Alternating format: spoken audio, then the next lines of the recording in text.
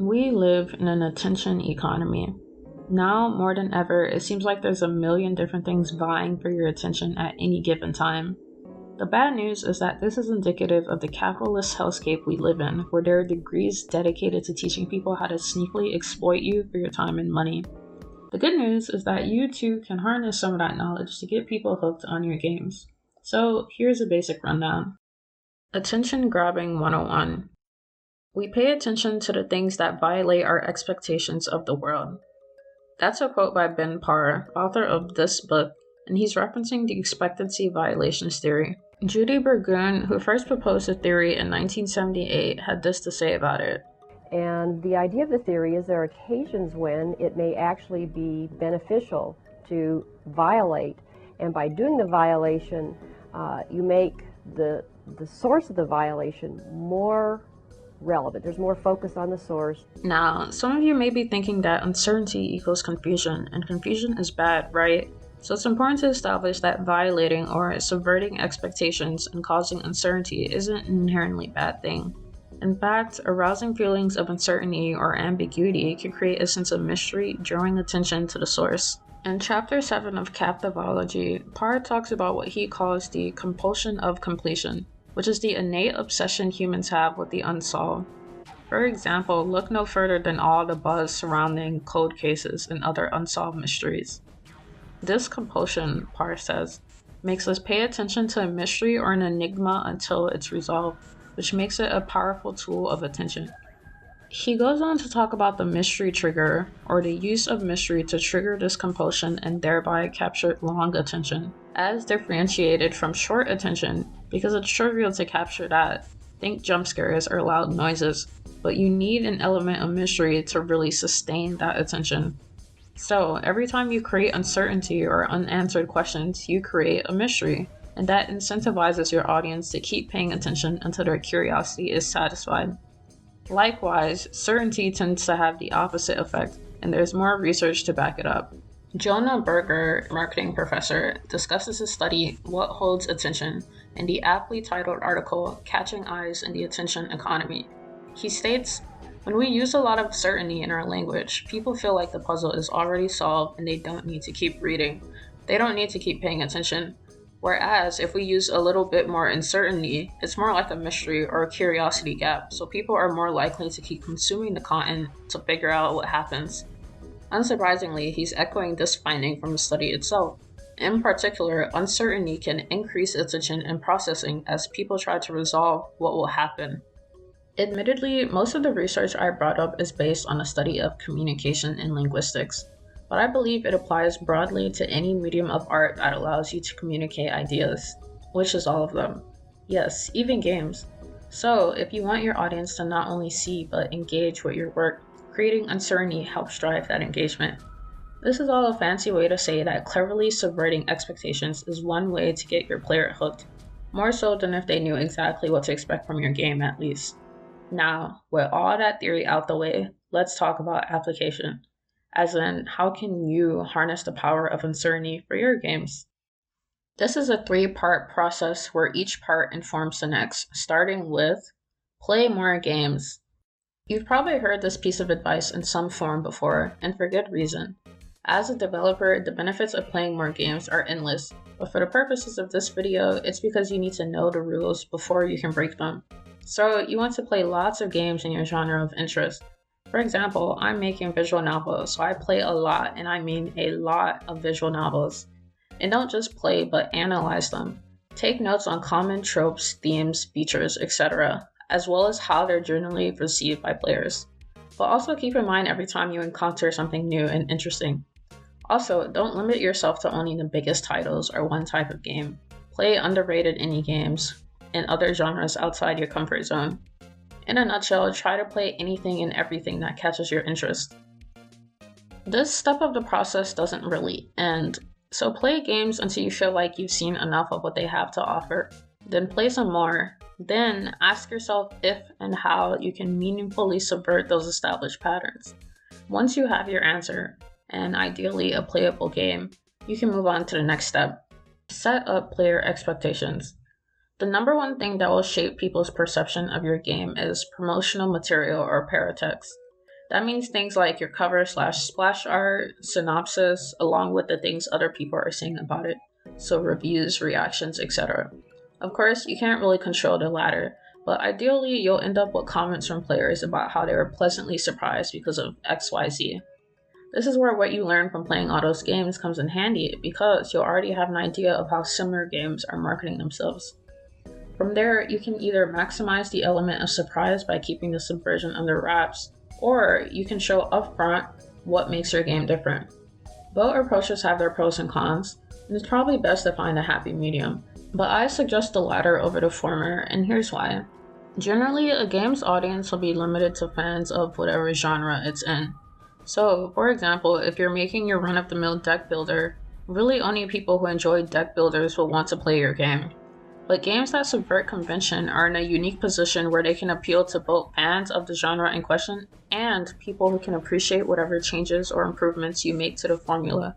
So say if you take our hypothetical deck builder and add roguelike elements to it, you can end up with something like Slay the Spire, Inscription, or Balatro, all massively popular games that appeal to a much wider audience because each of them let you know exactly what they are on the tin. Of course, this kind of genre blending isn't limited to gameplay.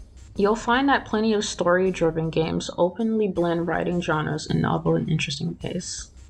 It'd be remiss of me to not acknowledge games that successfully do the opposite, so first, a general spoiler warning for several games that are best experienced blind.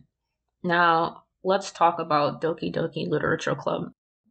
At this point, DDLC's whole seems cute but is actually scary thing is common knowledge, but all the promotional material for the original release notably mentions nothing about its dark underbelly, save for a generic content warning. While this obviously didn't detract from the game's success in the long run, I guarantee you there was a non-trivial number of potential players who passed on it because of this. Hell, I was one of them. I remember hearing about how good DDLC was when it came out, but I quickly decided it wasn't for me based on its cutesy anime dating sim facade. It wasn't until years later when the word really got around that I realized I'd missed out on something special. Anecdotal evidence aside, of course there are games that pull off this approach, but unless you either don't mind limiting your audience somewhat or you're confident that your game will be carried by word of mouth alone, I suggest having at least some indication that there's more underneath the surface, especially if you're doing some crazy genre-bending subversion. So, paratext and first impressions are key to managing player expectations and establishing the norm before finally you subvert. Really, the best way to demonstrate how to do this is to show you. So I'd like to start with an example from this little unknown indie title, Zero Escape Virtue's Last Reward, generally marketed as a death game with potentially sci-fi elements. There's no shortage of crazy twists, but I'll focus on the first twist that really got me in his early game. Regardless, spoiler warning for VLR and maybe 999. Picture this. You just made it out of your first escape room with your partner Phi and Alice, and it's time for your first AB game, which is VLR's version of the Prisoner's Dilemma. You decide you're going to betray Alice in this first round because Phi convinces you that Alice will also choose betray. Only Alice ends up choosing Ally, and even gives a pretty sound reason for doing so. After she slaps you around for a bit, you're free to continue down this path. Part of you is thinking, what if you'd pick Ally instead? Now that you know Alice will choose Ally, you could reciprocate and still gain points without losing Alice's trust, likely leading to a better ending. With that in mind, you load an earlier save or open up the flowchart and jump to the previous choice. This time you confidently choose Ally. You can't help but feel pleased with yourself for literally gaming the system. There's this funny exchange right before the results where, when asked why he's so sure Alice chose Ally this round, the player character Sigma says he just knows. A callback to when Phi told him the same thing, but also a knowing wink from the developers. Finally, you turn your attention to the results screen, but really, you could have just skipped this part because you already know Alice is going to choose What? Why did she choose Betray when she chose Ally last time? Was it because you changed your vote? But there's no way she could have known how you'd vote, and even if she did, she literally explained why Ally is the best possible vote. The best way to minimize risk and maximize reward in this situation is to choose Betray. Anyone who thinks otherwise is, well, an idiot. What makes this moment so special is the fact that this isn't just a screw you to the player. Sigma himself will point out that Alice did vote differently last time, venting his confusion much like the player would. In most games, the player is like an omniscient god, bending the events of the game to their will. But here, in a nice little moment of ludonarrative resonance, the player is made to feel as ignorant as the protagonist is. So it's a perfect twofold subversion, not just story-wise, but in terms of what's expected in the medium of video games, period.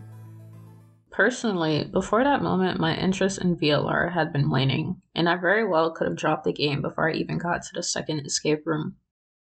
I thought myself an enlightened escapoid, already mentally drafting a retrospective on how 999 was better and VLR was an uninspired sequel, until Kotaro Uchikoshi himself descended upon me and showed me I was a foolish child who knew nothing.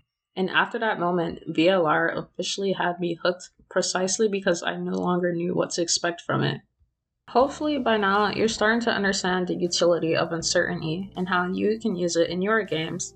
And to put my money where my mouth is, here's an example of how I've applied everything discussed in this video to the game I'm working on. Of course, that's not to say my little indie game is comparable to VLR or any of the other giants I talked about in this video, but I feel I've gotten enough positive feedback to suggest I may be doing something right. I basically covered the playing games part already, but I want to again stress the importance of reading reviews for other games.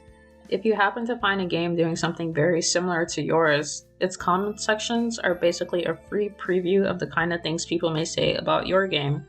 And this is the important part, you can learn from how other games may have fallen short. Now, Paratext. My game is advertised as a short dating sim where you go on a date with a single heroine and the goal is to earn her love.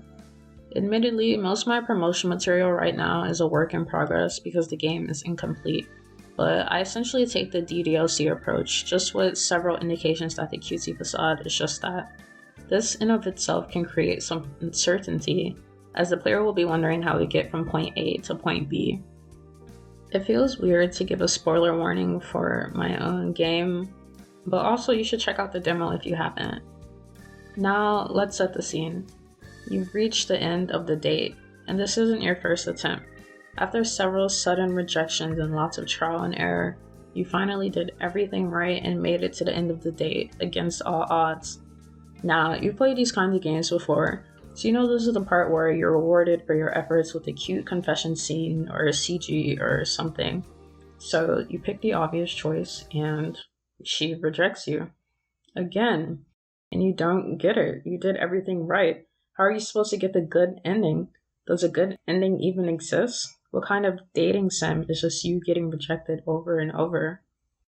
Hello, it's me editing. I just want to say, I know that wasn't the best example. I wouldn't even say it's the best example from my game, but I just want to show that subversion isn't rocket science. Like, it doesn't always have to be some fourth wall breaking crazy thing. Like, it's just about making the player think all signs point to a certain destination and then deviating from that path. I'll keep this analysis short to avoid sounding like I'm tooting my own horn, but similar to VLR, this moment is subversion through disempowerment, as it starts to feel like the game is playing you. And while everyone loves a good power fantasy, sometimes disempowerment can be just as exciting. In conclusion, I acknowledge that this is a pretty high risk, high reward approach to game design, as there's a very real possibility the player will lose interest in your game before they ever reach this super cool subversion you spent all that effort setting up. And even then, there's no guarantee they'll actually like the twist that you throw at them. But just know that when it does work, it really works. If you take away nothing else from this video, just think about some of your favorite games and ask yourself what it is that made them so special. Chances are it has something to do with how they subverted and ultimately exceeded your expectations, whether it was with some huge plot twists or an interesting spin on a game mechanic. So please, feel free to share the games you're thinking of, or even your own game, in the comments. I like to think of the indie game scene as a collaborative effort where players and developers alike exchange cool ideas, so I hope to inspire even more of that. If you didn't skip any parts of this video, I worked really hard on it, so thank you. And even if you did, I hope you feel like you gained something and maybe even want to test this theory in the future. Also, none of this advice is specific to games. You could replace game and player with whatever medium-specific words are applicable, and the point should still land. I've included all the references I used in the description, and here are some other videos you may like if you're interested in this topic and want to learn more. Finally, if you're interested in learning more about my game in particular, I've started a little devlog series about it. Consider subscribing if you'd like to see more from me, and thank you for watching.